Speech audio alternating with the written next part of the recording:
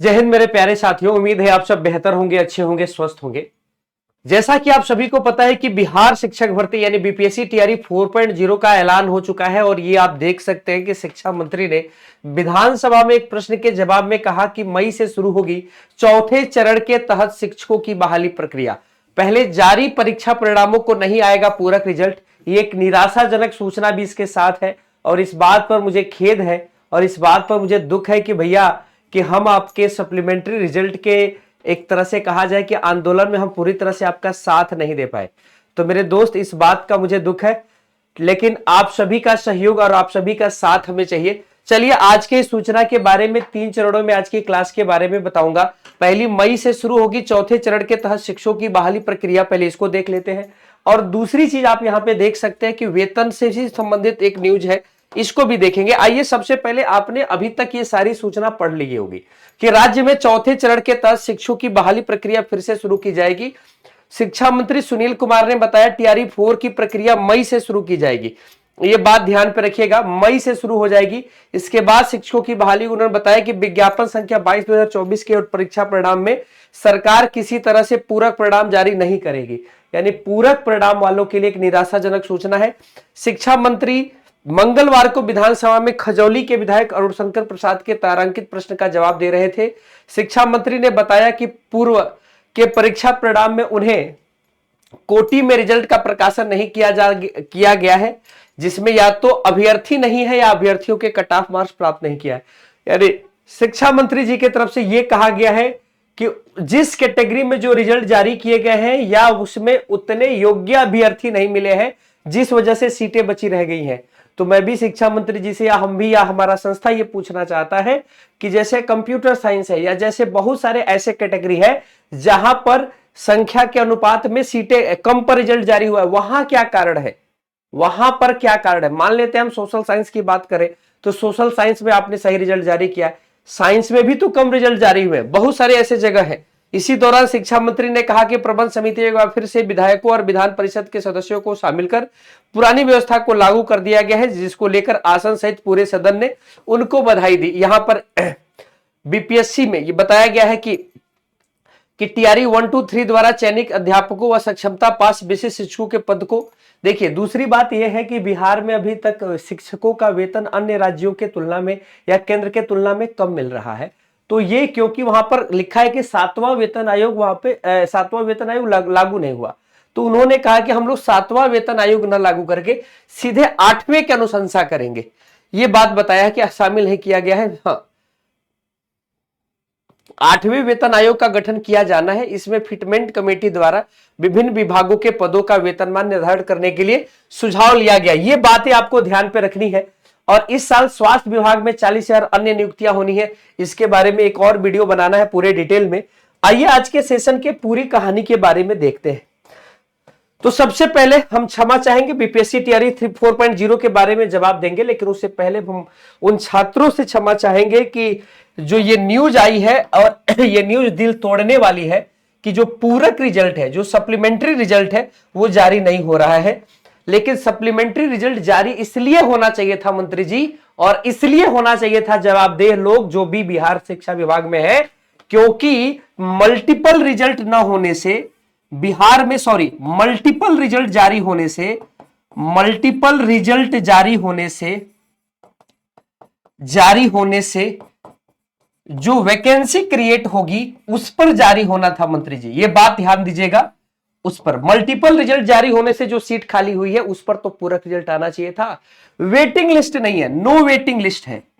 अगर कहीं पर वेटिंग लिस्ट है ही नहीं और डॉक्यूमेंट वेरिफिकेशन में जो फेल हो गया है उस पदों पर भी आप इन दोनों पर तो आप सप्लीमेंट्री रिजल्ट जारी कर सकते थे, पूरक परिणाम जारी कर सकते थे। मान लेते हैं कि बच्चे उसमें योग्य नहीं है, लेकिन क्या ऐसा सब में हुआ है? क्या ऐसा सब में नहीं हुआ है।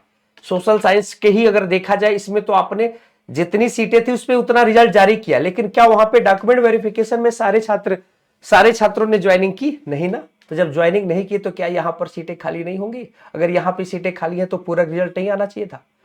जाहिर सी बात है आपका जवाब तो यस होगा, क्योंकि यहां पर जो सीटें खाली होंगी वहां पर तो पूरक रिजल्ट आना चाहिए था। और जब पूरक रिजल्ट जारी करने की बात आई थी ना, मंत्री जी, तो टीआरई 1.0 में तो हुआ था, वहां पर क्या अयोग्य लोग नहीं थे? तो सबसे बड़ी बात यह है ना कि आप ये टीआरई 1, 2, 3, 4 इस तरह से अलग अलग नाम से, संख्या से भर्ती करा रहे। और दूसरी बात, जिस भर्ती में 87,000 प्लस आपके पद हो और उसमें ज्वाइनिंग केवल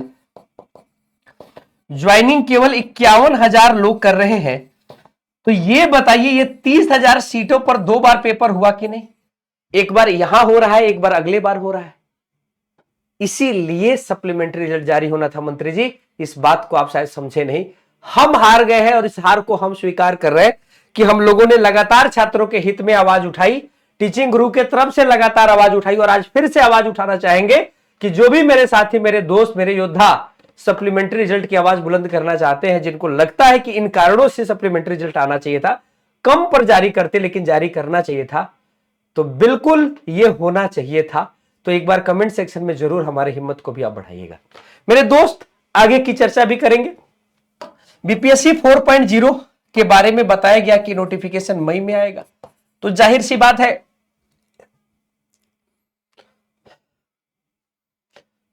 बात है मई में इसलिए आएगा कि ज्वाइनिंग होने के बाद, ट्रेनिंग होने के बाद जितनी कुल सीटें अधियाचन में जाएंगी, अधियाचन से सीटों की गणना होगी और लगभग ये भर्ती 80,000 प्लस होगी और संख्या में लग रहा है कि लगभग 1,20,000 के करीब दिखाई जाएगी। लेकिन समस्या यहां पर 1 से 5 और 6 से 8 है कि इसमें बहुत कम पद आएंगे, बहुत कम पद आएंगे। ज्यादा वैकेंसी 9, 10 और 11, 12 में है, यहां पे अधिक वैकेंसी है। ठीक है। दूसरी बात, कंप्यूटर शिक्षक की भर्ती और लाइब्रेरियन की भर्ती भी आनी है, तो आपने ये क्लियर नहीं किया है कि ये दोनों भर्ती कब आएगी।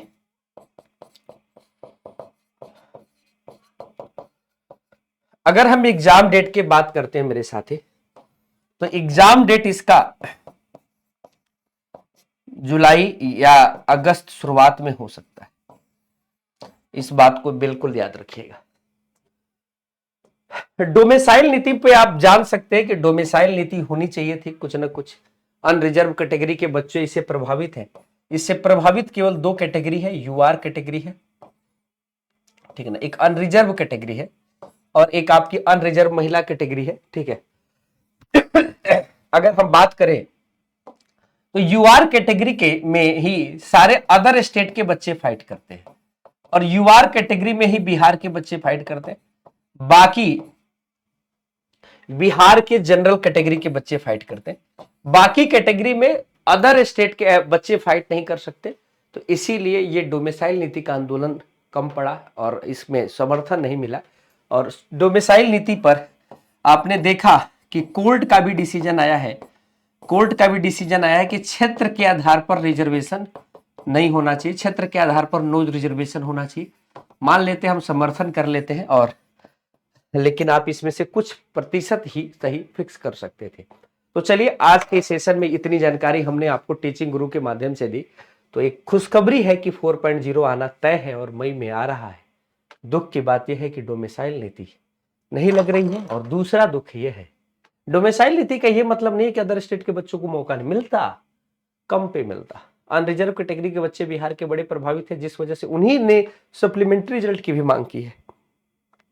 तो ये 2 बातें थी, सप्लीमेंट्री रिजल्ट आने के चांस नहीं। ये 2 दुख है जो मैं आज के सेशन में आपसे कह रहा हूं। अगर आपको लगता है कि आपको अभी आवाज बुलंद करना चाहिए, तो एक वीडियो मैं कल भी बनाऊंगा और मैं चाहूंगा कि आपका भी समर्थन कमेंट सेक्शन में हो। जय हिंद आप सभी को, धन्यवाद सभी को।